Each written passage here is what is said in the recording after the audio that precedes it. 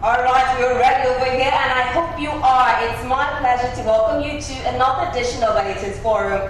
I am Rita Omodia, and of course on this program we get to discuss front burners and issues, top stories that occurred during the week. And today we have quite a lot on our plate as we bring to you top stories, facts and analysis, constructive criticisms of stories that made headlines during the week. Once again, my pleasure to welcome you to today's edition of the show. And of course, I'm not alone. I have my analysts in the house who are ready, hot as it is, to give us the analysis on the issues we have today. So thank you very much, Emeka Madnago, for joining us on the show.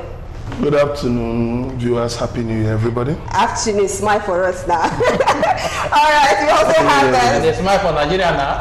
Yes, so we have to smile. Okay, we also have Steve Aya on the show. Thank you for joining us on the show. Thank you very much for inviting me, and good afternoon and Happy New Year to everybody. Same to you. And I will not say another Aya, but just add in. So we have Victor Anya. I usually call him the people's man. Thank you for joining us. Many thanks for having me once Safe again. to say Happy New Year to you all. Happy New Year to all Lagosians and Nigeria, wherever we are being watched all over the world. All right, thank you very much. Okay, quickly, we'll kick start with the issue of politics. Yes, we know that over time, for the past 2 weeks, we've been having reviews, analysis, retrospect, a peep into 2020. But somehow we are having a bit of peep into 2023, as of course President Muhammadu Buhari has enjoined Nigerian youth to be prepared for huge responsibilities as they will eventually take over the leadership of the country in the future. But earlier on in the week, we had the senior pastor of Lateran Assembly, Tunde Bakare, urging President Muhammadu Buhari to sustain his legacy by picking a successor before 2023. Now, the cleric in a live broadcast in his church on Sunday explained that by institutionalizing a system of succession, Buhari will join the league of strong world leaders like the late Deng Xiaoping of China, the late Nelson Mandela of South Africa, and Goh Chok-tong of Singapore. So somehow, other people would narrate it in the other way and say that he is calling on President Muhammadu Buhari to choose his successor. According to the cleric come politician, he said so that the legacies, the faithful legacies of President Muhammadu Buhari will be continued. And let's not forget that sometime on December 30th, we saw him also visit the presidential villa carrying a box of gifts to the president, though he refused to say what his visit was about. So I'll start with you, Emeka Madnago. Of course, we're already right from the 2019 elections. We're already talking about the 2023 elections. We have lots of stakeholders already giving their part in it. So what would you say concerning the issue of succession and Pastor Tunde Bakare's statement? First of all, I must debunk the assertion that those three leaders picked their successors. It's not true. Deng Xiaoping didn't pick his successor. I mean, Deng Xiaoping, what he did, you know, he came in after Mao Zedong died. Yeah. And you know, during Mao Zedong's tenure, millions of Chinese died because he had, he ran China on a shoestring budget. He didn't travel, he never traveled abroad. He was a peasant teacher. And so a lot of people died. Now he shut off China from the rest of the world. But when he died, Deng Xiaoping quickly had to open up China to the world. And then what he did was that he now made China freer. He now went back to the same people that his predecessor was running away from. He went back to them. He opened up China and now set up a process of reform and openness, reaching out to the people. That is why today, that's why you see that China has had a succession of leaders who focused on building welfarist capitalism, if there's anything like that. So you now find out that today, China is talking about conquering absolute poverty. So many countries of the world today are deep in absolute poverty. But China is saying if they can take people out of the prison of absolute poverty, at least they can now gradually start building them up to certain levels of wealth. So China gradually began to embrace capitalism. Then he talked about Nelson Mandela. Did Nelson Mandela pick his successor? No, he said he was going to run for one term. But what he did was that he built young leaders, young South African leaders who had been, people like Thabo Mbeki, the current president Cyril Ramaphosa, yeah. you know, he built them so that there was a very rich, pool of likely successors, not successor. He never intervened in the process. He had successors. And then again, he built an institution, which is what we'll be talking about. Pastor Tunde Bakare, with due respect to him, he missed it. We need strong institutions, not strong men, because strong men are prone to frailties. Strong men have emotions. Their wives can control them. Yeah. Their wives can make them make mistakes.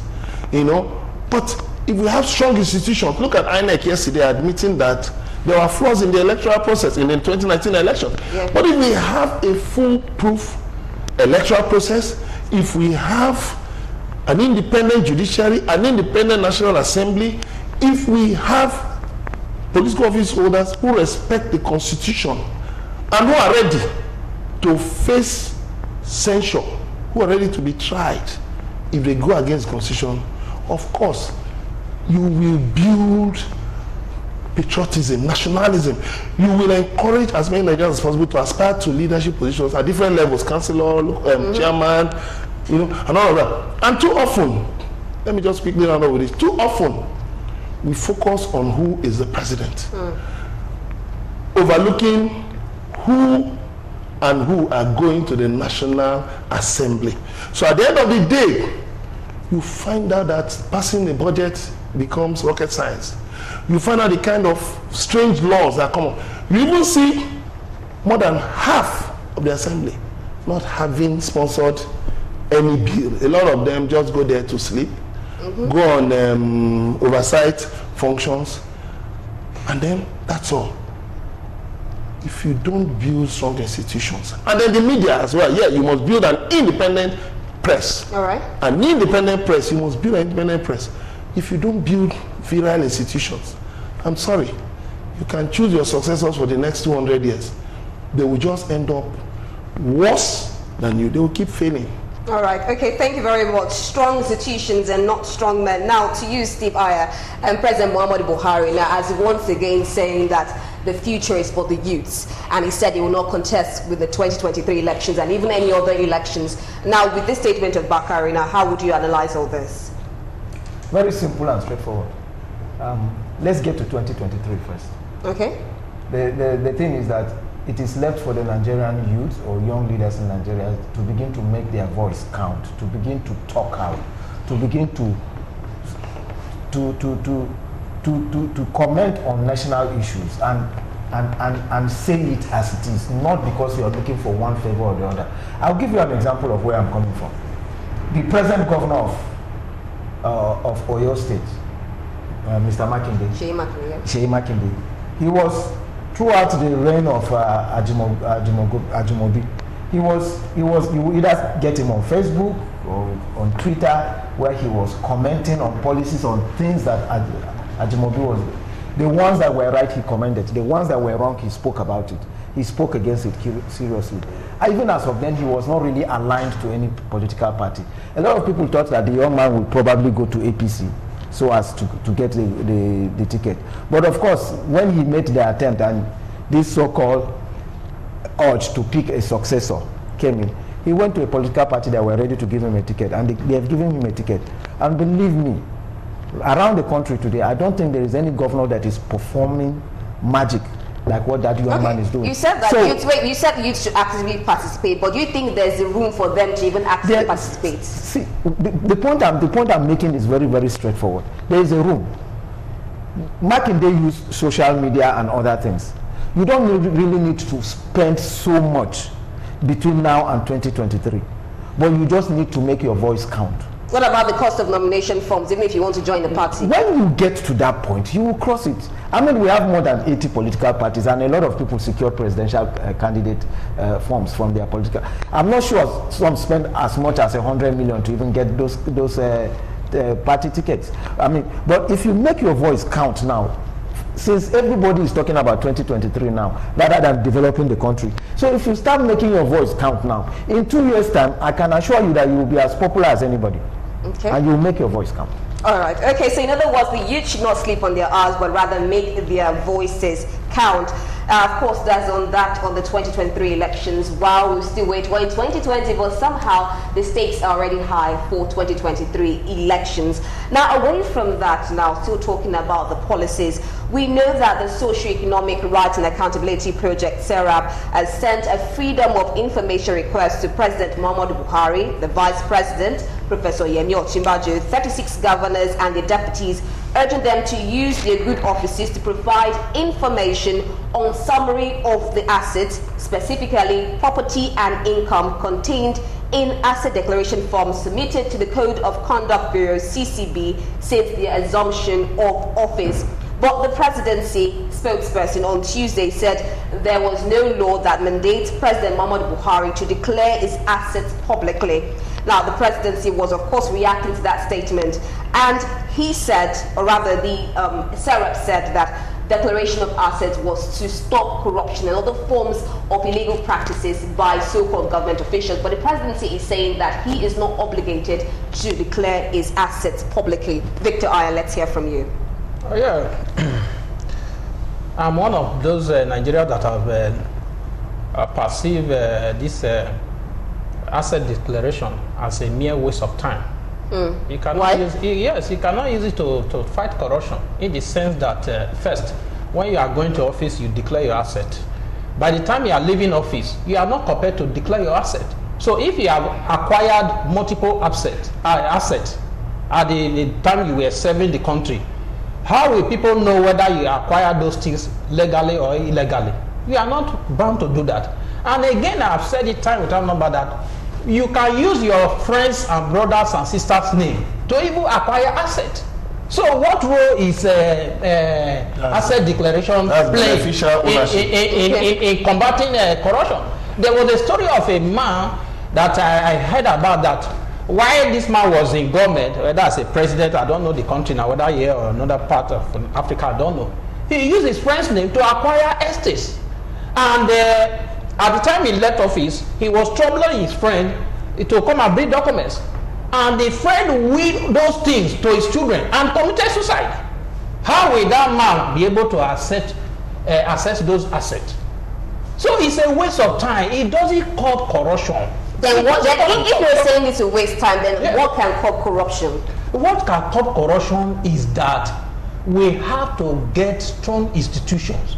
Strong institutions that are independent of other governor or president, especially president, because what we have today, it is only the president that has absolute power to direct all the institutions. And that is why people are afraid to talk. People are afraid to come out to say, okay, it is when there is crisis between politicians that suddenly issue of corruption come up. It is not so in other countries. How come that it is when there is crisis? Look at the issue of Shehu Sani. From 2015, when he was a good member of the party, there was nothing like corruption. The same thing with Saraki, when they left PDP and brought their forces and financial gains to APC to win power at that, to gain power at that time, there was not issue of corruption. Immediately he became a senior president at the detriment of other people. We had issue of corruption coming up. Is it only when there is disagreement that you see corruption? So that is not the way to fight corruption.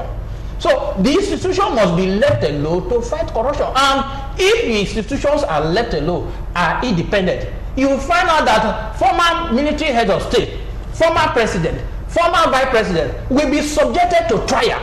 The question I've often asked Nigeria is that why is it that in Nigeria it is only governors, it is only ministers and other appointees that are tried for corruption? Are they telling us that in Nigeria former military heads of state, former president, former vice are agents? Are they sense that they when they see corruption, when they see corrupt money, they don't like it? It is only governor and ministers and other appointees that are corrupt. How come that no former president in this country have been subjected to trial? How come that no former vice have been subjected to trial? How come that former military head of state have been subjected to trial? Nobody has been able to answer that question. And I'm pained by this situation. You cannot tell me that in a country that assume me Abacha did not die. Look at the humongous amount that is being recovered from one man. Since 1999, a period of 20 years now, one man, they have been recovering money from him.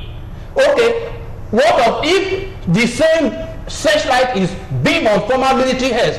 Do you know how much they might have stolen to? Okay, so you can imagine the amount of money that would come out from all these people if they are subjected to trial, like have former governors, former deputy governors, former ministers are being tried. You could imagine the amount of money that will be recovered from them. Okay, just give me a minute. Let me back up Mr. Victor a little.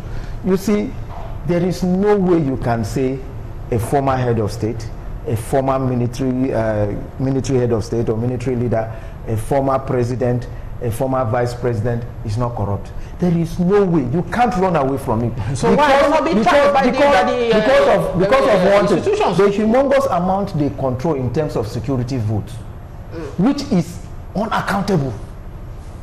They are not accountable to anybody. But the law does not stop them. Excuse me. That's where I'm going to. That's where I'm going to. If we have strong laws that will be able to checkmate that thing, then we can start from. We can have a small point. And I agree with Mr. Victor totally. You can't tell me that it is only the governors and ministers that are corrupt, that the president and the vice president and the military head of states are immune. They are not angels. We know them. We know what they have done.